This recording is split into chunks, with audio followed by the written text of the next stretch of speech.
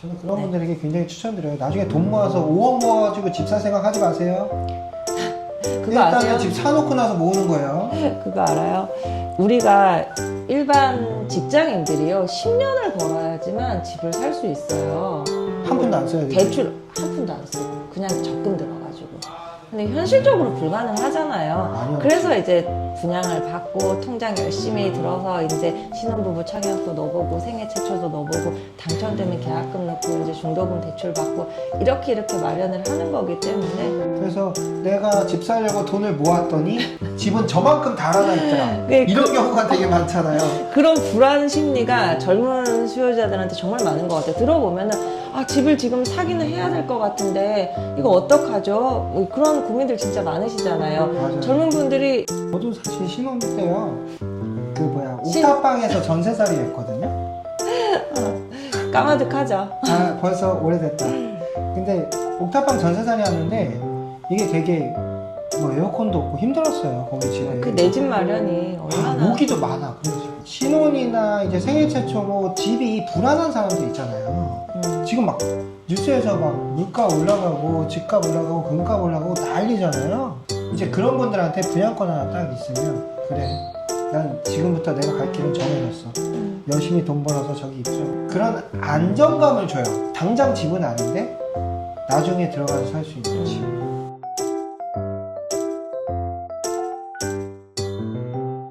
지금 민날팽이님하고 이렇게 이야기를 나눠보고 있는데요. 옥정이나 회천 지역의 구축 아파트 매매 계약을 하면서 많은 분들이 좀 부담스러워하는 부분들도 일부 있는데 이런 부분에 대해서 어떤 부분 때문이라고 생각을 하세요? 옥정 신도시에 있는 아파트들이나 회천 신도시에 있는 아파트들 같은 경우 연식이 된 아파트들은 저희가 지금 입주한 지 연식이 좀 됐잖아요. 이제 뭐 한 긴 거는 뭐 한 10년 가까이 된 것도 일부 그렇죠. 있죠. 일단 건물 감가도 있지만 일단 627 대책부터 11호 대책으로 금액이 어느 정도 빠져서 합리적인 가격에 매수를 할 수 있다는 장점이 있어요. 그런 상황이잖아요. 네. 그럼에도 불구하고 지금 이걸 내가 샀을 경우에 내가 나중에 팔 때 차익 실현을 할 수 있을까라는 고민들을 굉장히 많이 하시더라고요. 거주 환경도 있지만 그렇죠. 차익에 대한 부분도 좀 생각을 하시네요. 근데 어찌 보면 지금 아무리 금액이 빠졌다고 하지만 내가 분양받았을 당시보다는 금액이 오른 건 맞거든요. 분양가는 아주 오래전 얘기잖아요. 네. 그래서 이제 앞으로 이제 뭐 여러 가지 호재 7호선이라든지 GTX 호재가 있다고 하더라도 내 아파트가 지금 들어오는 내가 현재 분양하는 신축 아파트가 입주할 때쯤에 그 아파트 금액만큼 따라갈 수 있느냐라는 고민들을 많이 하세요. 그래서 이제 조금 금액이 높기는 하지만 신축 단지를 보시는 분들도 있고 아니면은 뭐 이제 그런 건 조금 더 양보하더라도 현재 조금 합리적인 집값에 이제 매수를 할 수 있는 구축을 보시는 경우도 있고 한데 여러 가지들을 많이 생각하시는 것 같기는 해요. 그렇죠. 계속해서 신축은 나오기는 하죠. 네. 더 신축들이 나오고 신축에 대한 선호는 계속해서 강해지고 있긴 한데 맞아. 얼어죽에도 신축. 맞아요. 그런데 이제 또 좋은 입지들의 준신축 같은 경우는 입지가 안 좋은 지역의 신축보다도 더 가격이 강하게 가는 경우도 그럼요. 많거든요. 네. 입지가 더 중요하다고 저는 보는 편이라서 그렇죠. 네. 신축을 찾는 분들에게는 이제 여기 준신축이냐 이제 현재 분양에 들어간 단지냐 이런 고민들을 좀 하시는 것 같습니다.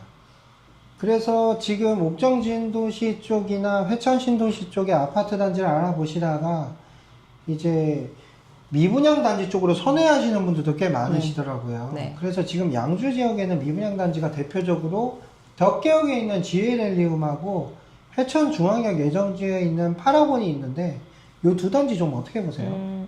물론 저는 두 단지 모두 괜찮은 단지라고 평가는 합니다. 저희가 현장도 가보고 다 네. 두 단지 너무 잘 알고 있잖아요. 일단 뭐 덕계역 신형 지혜를 보면 현재 지금 덕계역이 이미 있어요. 그리고 덕계역 옆에 상권이 이미 전부 조성이 되어 있어요. 상권이 완성돼 있죠. 그렇죠. 덕계역 아파트 쪽은. 입주가 조금 더 늦긴 하지만 언제든 입주해도 그 인프라를 그대로 누릴 수도 있다는 장점이 첫 번째. 그리고 분양가 상한제 적용을 받지 않는 대신 분양권 전매가 가능한 단지예요. 6개월 이후부터. 그래서 전매가 가능한 단지죠. 언제든지 내가 팔 수 있다. 대신 이제 단점은 분양가가 다소 높다.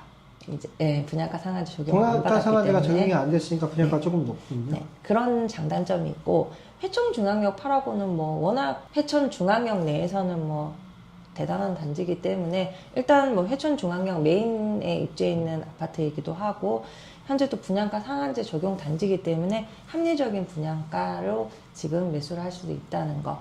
그리고 일단 입주가 3년 뒤잖아요. 3년 뒤기 때문에 어느 정도 회천중앙역사가 조성이 되고 있을 때 이제 입주를 같이 할 수 있다는 그 현고 장단점이 있는데 대신 분양가 상한제 적용 단지이기 때문에 분양권 전매가 안 됩니다.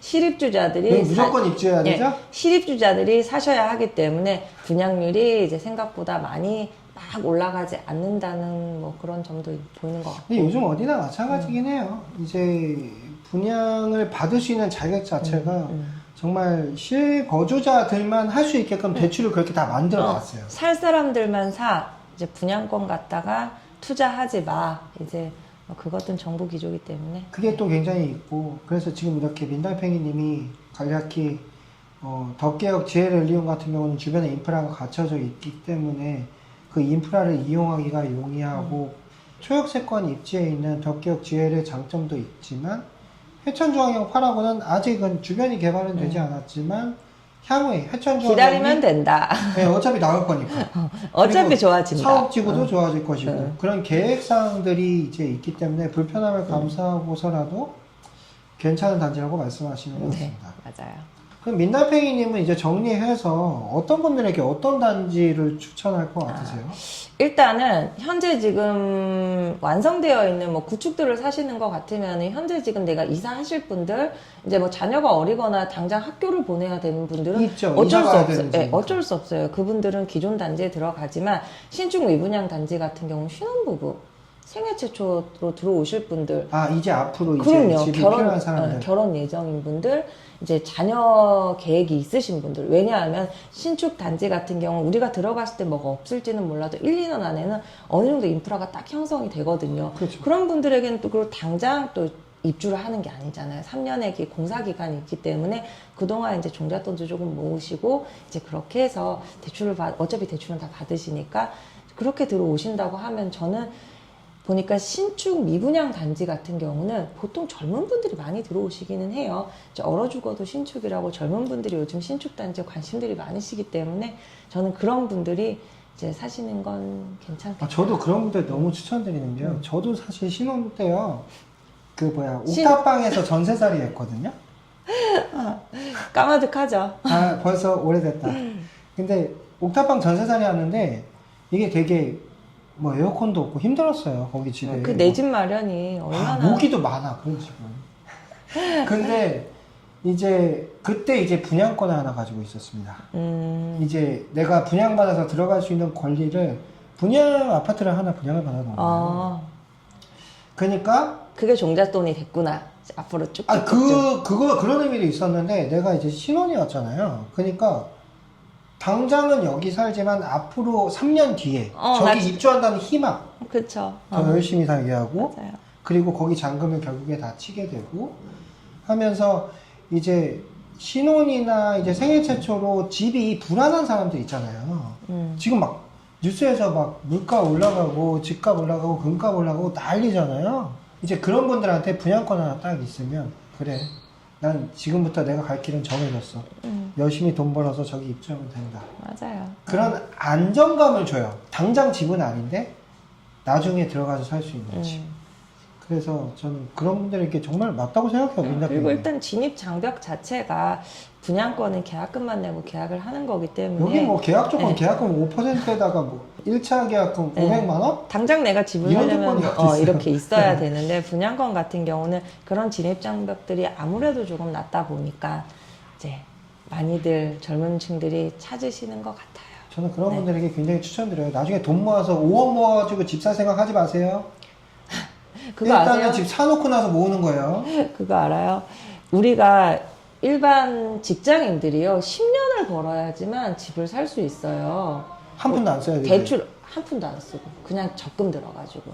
근데 현실적으로 불가능하잖아요. 아니요, 그래서 이제 분양을 받고 통장 열심히 들어서 이제 신혼부부 청약도 넣어보고 생애 최초도 넣어보고 당첨되면 계약금 넣고 이제 중도금 대출 받고 이렇게 마련을 하는 거기 때문에 그래서 내가 집 사려고 돈을 모았더니 집은 저만큼 달아나 있더라. 네, 이런 경우가 되게 많잖아요. 그런 불안 심리가 젊은 수요자들한테 정말 많은 것 같아요. 들어보면은, 아, 집을 지금 사기는 해야 될 것 같은데, 이거 어떡하죠? 뭐 그런 고민들 진짜 많으시잖아요. 맞아요. 젊은 분들이 지금 당장 아파트값이 막 천정부지로 오르면 어떡하죠? 그런 불안함도 많으시고.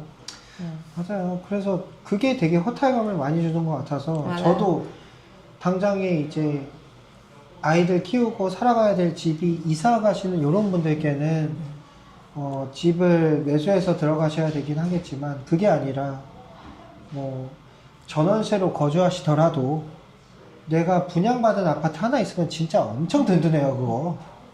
그거 하나 없이 그냥 전월세 살면 되게 언제 뭐 계약 종료됐을 때 나가고 이런 것도 걱정 많은데 내가 한테 분양받을 수 있는 분양 권리 하나만 있다는 걸로도 굉장한 안정감을 준다는 거 굉장히 추천드립니다. 저도 이제 뭐 신혼생활 하면서 지금까지 집을 사고 팔고 소장님도 그렇고 저도 많이 해봤잖아요. 많이 했죠. 그런데 그거 같아요. 내가 전월세를 지금 쭉 살면은 전월세는 계속 올라요. 오르면은 온전히 내 돈으로 내야 되지만 집값이라는 건 물론 떨어질 수도 있죠. 그렇죠. 근데 떨어질 확률보다는 조금이라도 이자만 치는 오르는 지금까지는 쭉 그래 왔잖아요. 그래서 이제 아무래도 전월세를 계속 내가 살면서 불안해하는 것보다는 그래도 뭐 신축이든 구축이든 뭐 이제 타이밍이 좋은 지금 같은 경우 사실 아파트 거품은 거의 다 빠졌다고 봐야 돼요. 지금 같은 경우는 매수 타이밍은 좋거든요. 여기 거품 어디 있는데요? 양주에 거품이 있나요? 나 진짜. 그렇기는 하지만 네. 아니 저는 진짜 이제 저도 그렇게 생각해요. 제가 부동산 업종에 있지만 부동산은 투자 자산이기 이전에 거주하는 곳이에요. 맞아요. 집은 내가 그래요. 거주하면서 조금 오르면 좋지만 집이 워낙 큰 자산이기 때문에 당연히 올라갈 집을 사고 이런 것도 맞지만 그 이전에 내가 살 집은 나한테 안정감을 줍니다. 전월세로 옮겨 다니면서 사는 것보다. 그래서 집을 보기 뭐 어디가 올라갈까요? 이걸 생각하기 전에 내가 살기 좋은 집 있죠. 아이 키우기 좋은 집. 맞아요. 여기 저희가 부동산 하고 있는 옥정 호수공원 앞에 이런 데 있잖아요. 이런 집 사면 살기가 좋기 때문에 올라갈 가능성이 높다고 개인적으로는 생각을 하고요. 내가 좋은 집이 남한테도 좋더라고요. 다 똑같아요. 특히나 여자들이 살기 좋아하는 집 있잖아요. 남자분들은 뭐 딱히 그렇게 영향 안 주는데 저희가 뭐 집을 무조건 사라 이런 건 아니고요. 단 이제 내가 전월세를 가느니 조금 더 내가 생각을 해서 매수도 고려해 볼 만하다라고는 하지만 무리한 투자는 안 됩니다. 여러 개의 집을 사서 이 집 장사 하시려고 하면 안 돼요. 이제 그런 실거주는 한 채만. 이제 그런 시장은 없어요. 앞으로 부동산은 뭐 그냥 샀다가 막 오르는 그런 시장은 앞으로도 오지 않을 거지만 정말 내가 똘똘하게 입지와 뭐 주변 인프라 그걸 판단해서 정확한 곳에 내가 들어가서 살면서 집값이 오른다면 그만한 투자가 또 없는 거죠. 이렇게 민달팽이님하고 좀 여러 가지 얘기를 좀 많이 나눠봤어요. 네.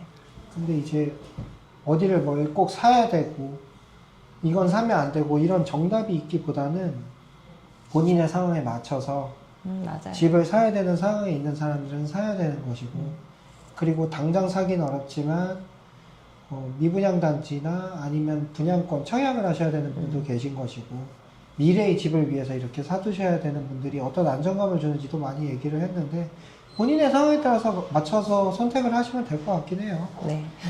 오늘 이렇게 민달팽이님 여기 출연해 주셔가지고 좋은 얘기 많이 주셨는데 긴 시간 같이 촬영해 주셔서 감사합니다. 앞으로 저희 뭐 자주 이렇게 좋은 자리 마련해서 부동산 정보와 이제 뭐 이렇게 단순히 우리끼리 이렇게 잡담이기도 하지만 이런 걸로 정보 제공을 해드리는 시간이 더 많아졌으면 좋겠네요. 저희가 이렇게 얘기할 땐 저희가 그냥 갖고 있는 솔직한 생각을 이제 이렇게 네. 공유드리는 차원이고 어떤 의도나 이런 게 없게끔 이렇게 영상을 촬영하고 있으니까 좀 재밌게 봐주시면 좋을 것 같고요. 이 영상도 어떤 판단을 대신해주는 영상이 아니라 판단의 기준을 좀 정리해주는 영상이 됐으면 합니다. 네. 오늘 고생 많으셨어요, 민달팽이님. 고생 많으셨습니다. 시청해 주셔서 감사합니다. 그리고 영상이 도움이 되셨다면 구독과 좋아요 눌러주시고요. 그리고 저희 영상에 댓글에 이제 궁금한 내용들 있으시면은 뭐 저한테 물어보셔도 되고 민달팽이님한테 물어보셔도 댓글로 답변 잘 드릴 테니까 궁금하신 사항 자유롭게 물어보시면 좋을 것 같습니다. 영상 마무리할게요. 감사합니다.